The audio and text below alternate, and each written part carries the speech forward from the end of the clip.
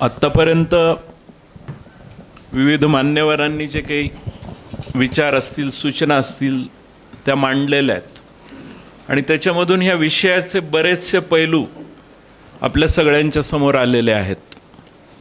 पुनरावृत्ती त्या सगळ्या मुद्द्यांची करत बसत नाही. नीट ही परीक्षा माझ्या माहितीप्रमाणे 2016 पासून चालू झाली आणि सर्वोच्च न्यायालयाचा आदेश होता आणि तो आदेश देण्यामागचं कारण की देशभरातील विद्यार्थ्यांना समान संधी मिळाली पाहिजे.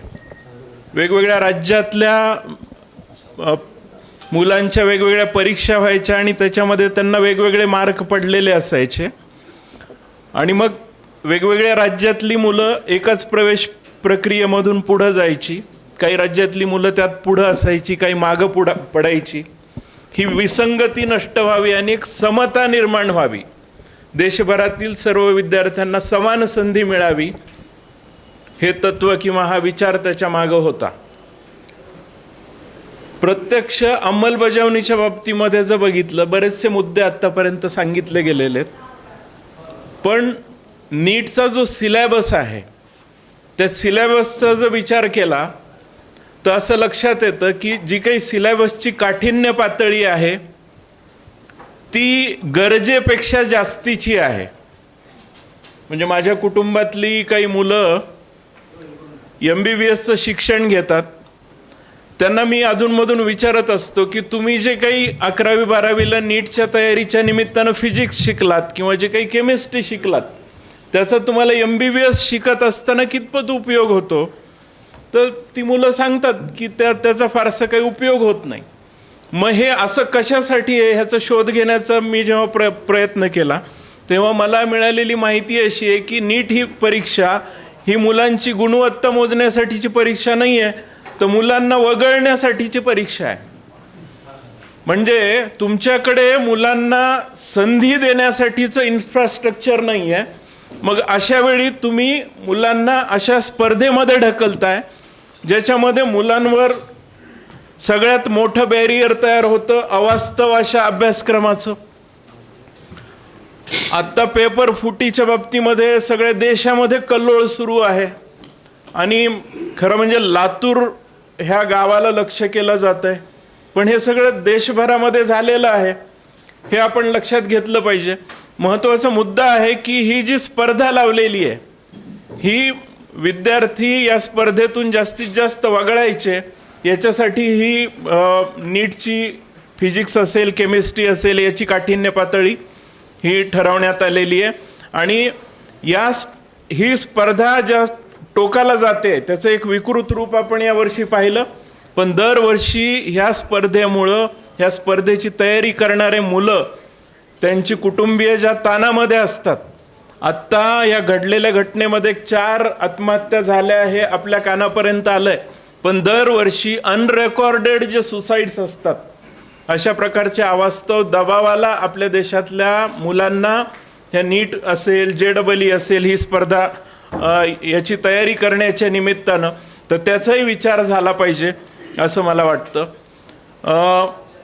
शिक्षण हा राज्य सूचीतील विषय आहे, तसंच तो सामायिक सूचीतील पण विषय आहे आणि सामायिक सूचीतील विषय असल्यामुळं केंद्राला याच्यामध्ये हस्तक्षेप करण्याची संधी मिळाली आहे.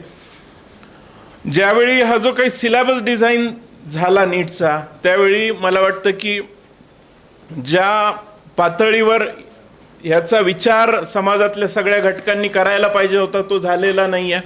फक्त ह्या स्पर्धेला कसं सामोरं जायचं या पातळीवर सगळं काम झालं आहे, त्याच्यामुळे आत्तापर्यंत त्या विषयावर फारशी चर्चा झालेली नाही आहे. नीटचे सिलेबस जर आपल्याला महाविद्यालयांमध्ये शिकवायचे, मी 11वी 12वीला राज्यशास्त्र हा विषय शिकवतो सर. 72 पानाचं पुस्तक आहे, दररोज तासावर जातो मी, पुस्तक संपत नाही. आणि मग हे नीटचे सिलेबस आपल्याला फिजिक्स असेल, केमिस्ट्री असेल, बायोलॉजी असेल, आठवड्याच्या माझ्या माहितीप्रमाणे फिजिक्सला 4 तासिका आहेत, बाकी सगळे प्रॅक्टिकलसाठी असतो, तसंच केमिस्ट्री आणि बायोलॉजी. मग ह्या जो काही निर्धारित वेळ आहे त्या वेळेमध्ये जर हे सिलेबस कंप्लीट होऊच शकणार नसतील तर मग कॉलेजमधून हे सगळं कसं वर्कआउट होणार आहे? आपण सांगतो शाहू कॉलेजचा पॅटर्न, दयानंद कॉलेजचा पॅटर्न, अहमदपूरचा पॅटर्न, त्यांनी एफर्ट्स प्रचंड घेतलेले आहेत. पण ही पण गोष्ट लक्षात घेतली पाहिजे की ते जे एफर्ट्स घेतात ते ज्या दर्जाचं शिक्षक म्हणून मनुष्यबळ उभा करतात, ते मनुष्यबळ आपल्या खेड्यापाड्यांमध्ये तालुक्यासारख्या ठिकाणी उपलब्ध होणं आज शक्य आहे का? सरकारने जरी ठरवलं तरी मागच्या काही वर्षामध्ये शिक्षण क्षेत्रामध्ये जी काही अनास्था आहे वरच्या शासकीय पातळीवरून, ते शिकवण्यासाठी लागणारं मनुष्यबळ, फिजिक्समध्ये MSc झालेला माणूस, बायोलॉजीमध्ये MSc झालेला माणूस किंवा केमिस्ट्रीमध्ये आपल्याकडे साधारण शिक्षण घेऊन ज्युनियर कॉलेजला म्हणून शिकवण्यासाठी आलेला माणूस, हे सगळे सिलेबस जे आहेत ते कॉलेजमध्ये शिकवण्याच्या क्षमतेचा आहे का? म्हणून आपण आज जरी काही विचार केला आणि सरकारने काही करायचं जरी ठरवलं तरी ह्याच्यावरच्या उपाययोजना ज्या आहेत त्या काढण्यासाठी एक दीर्घ पल्ल्याचा कार्यक्रम लागणार आहे.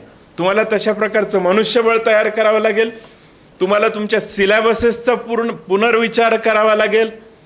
तर हे फक्त वेगळे मुद्दे या निमित्तानं मी मांडतो आणि मला जी संधी मिळाली त्याबद्दल आभार व्यक्त करतो आणि थांबतो. धन्यवाद. धन्यवाद सर.